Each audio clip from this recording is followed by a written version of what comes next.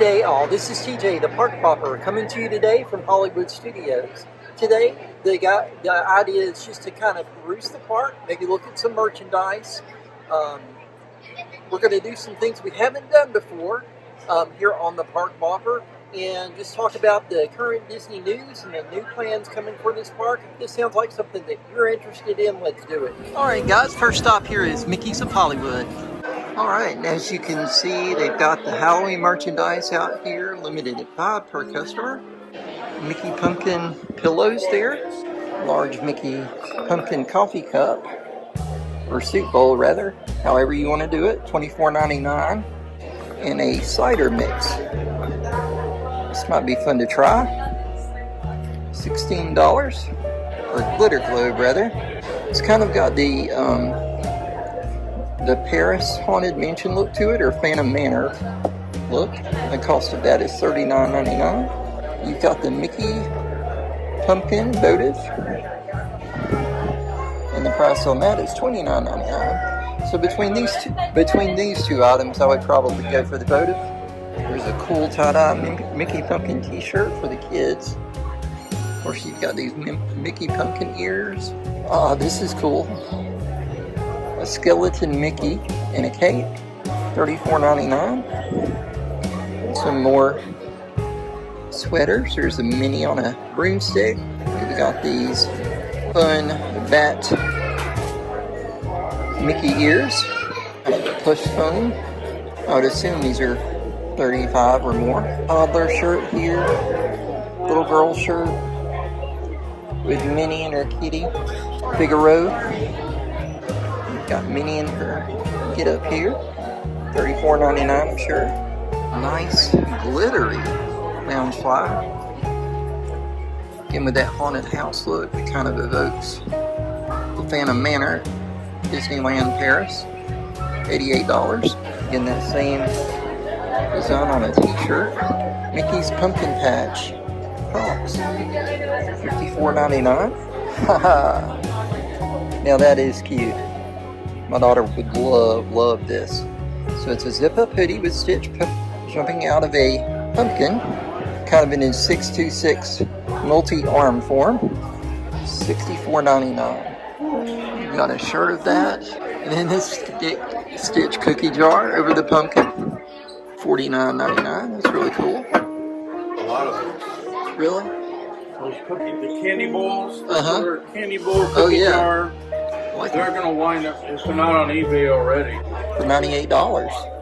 Kind of a cool looking backpack. I think you could probably wear that all year.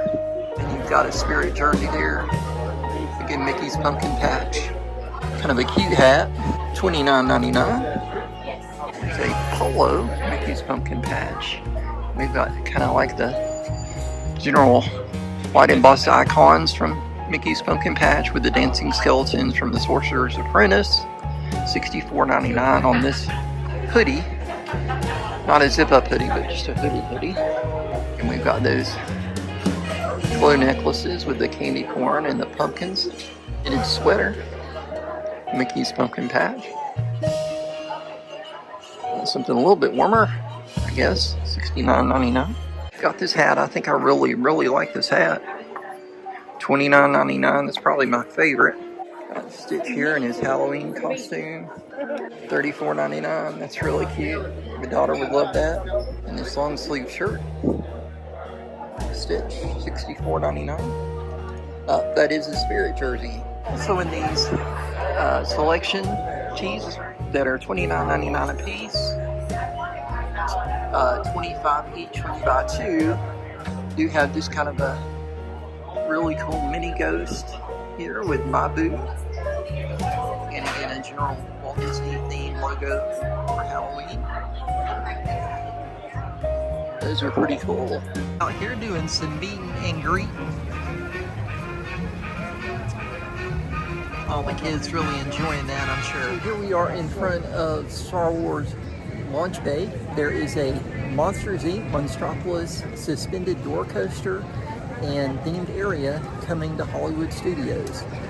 I'm looking at this area being part of the old Hollywood studios and the remnants of that. You've got the studio buildings over here. Of course, Star Wars Launch Bay, which at this point, it's a really nice experience, but it's kind of redundant given that we have a whole land now dedicated to Star Wars. If you look at a lot of the concept art for the Monstropolis, you can kind of see that the pavers and things have this. There's not really a pattern set location. I think they're trying to decide between several locations at Hollywood Studios, but this one would be most ideal. Behind this animation courtyard is some sound studios where they do a lot of the voiceover work for the parks. So yeah, there are a lot of meet and greets over here, and I think in the time being those would have to be relocated, which isn't a huge logistically, it can be done. This would be my preferred location for that Monstropolis edition, which would give another roller coaster here at Hollywood Studios. Next up, we're gonna step into the dark room and see what we see.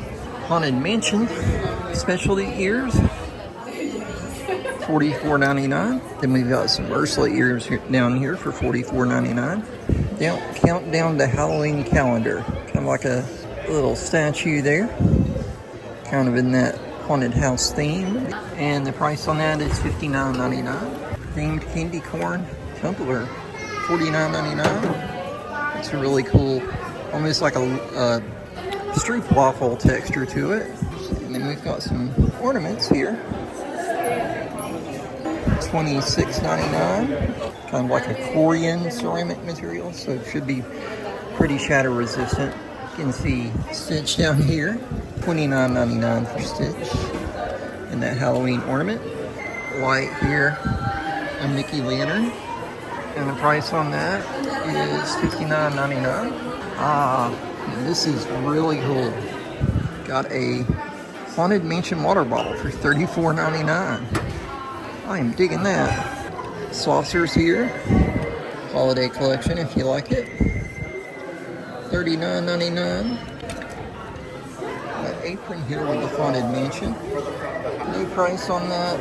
I'm going to guesstimate $34.99. These Halloween totes. Say that's a candy bag if you are a marathonic trick-or-treater for $24.99. And we've got a Madame Leota ornament. Looks like it glows as well. Caretaker, graveyard caretaker with this shaken dog, $34.99. Really cool Haunted Mansion merchandise here. Nice little planter for your succulents. $29.99. I think that comes pre-loaded with some succulents there. They look fake. Got a Jack Skellington ornament here and a Jane ornament. Price on these $24.99. Then you've got Zero. And here's another votive with Oogie Boogie. $34.99. It's like it's a Zero, runs around between Jack and Jane. They're in their embrace. Price on that is $74.99. Got this Zero figurine. Actually, it's a plastic table light. Get a coffee cup here for $24.99. Pin cane for Jack. Then this Nightmare Before Christmas throw, $44.99. This is one of the things I wanted to do here that I've never really done, which is One Man's Dream. Walt Disney Presents. Wow. All these pictures of Walt in development of Disney World. Main Street USA model here. Original for Disneyland. That's so cool. This is a replica of an animation table like you would have seen or would have been used for those early Mickey Mouse shorts. Animation layout desk. 1940s here in the design. Something that wouldn't be out of place in today's kind of modern aesthetic. Multi-plane camera. You can see the different elements of the animation cell separated. from the camera. and then composited in this top reflected image. Here's a really cool concept, the Dancing Man prototype figure. So this would have been a precursor to a audio animatronic, where these actual gears push levers that will animate the figure in the front that I'll show you in just a second, were notched in a specific way to articulate the character. And then the actual end result here itself would be an articulated figure, programmed and animated, the spinning of the discs in the back. And as they spin, translate a specific gesture to this figure. Diorama for Granny's Cabin, made by Walt Disney himself. Wow. It would have been lit. Insane how creative this man was. Reproduction of the Disneyland Sleeping Beauty Castle.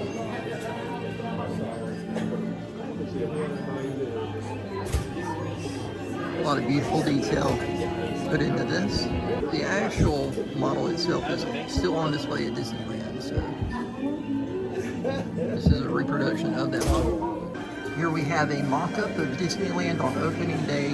This was built in 2005 to commemorate the 50th anniversary of Disneyland. You can see how all the elements are translated pretty faithfully here to Magic Kingdom in Disney World. The original Mouseketeers outfit here. Little Annette Puccinello doll, one of the most famous Mouseketeers. Disney's California Adventure with Paradise Pier concept model. You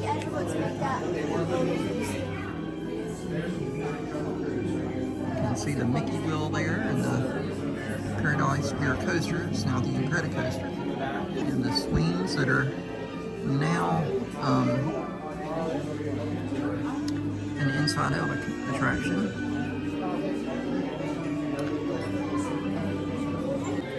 Check this out. 1971 Magic Kingdom Cinderella's Castle model. Wow, it's really cool. So the motion picture 20,000 Leagues Under the Sea. This is some of the movie memorabilia or artifacts, if you will, from that film. You can see the diving boots and the diving helmet. Really cool. You can see the Oscar there. Special effects for 20,000 Leagues. Concept model for the Tower of Terror. Spaceship Earth. Atrium figures from Disney Cruise Line. Cinderella. Haven't sailed with Disney yet. Hope to book a voyage on the Magic at some point. Here's some of the costuming from the live action Little Mermaid. Wow. It's really cool. My daughter would be excited to see this. She's been really enjoying the music from the film. Here's some of the costuming from The Descendants: Rise of Red.